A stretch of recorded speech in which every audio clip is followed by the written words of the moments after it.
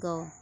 This is the story about Jonah and how he ran away from God's order.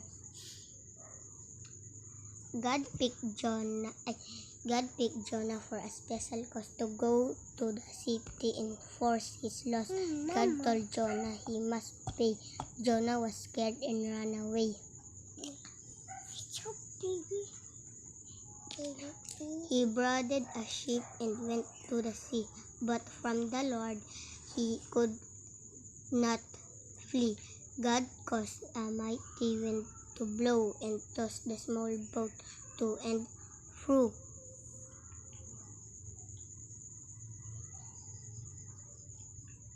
The frightened sailor began to yell, and into the water Jonah fell.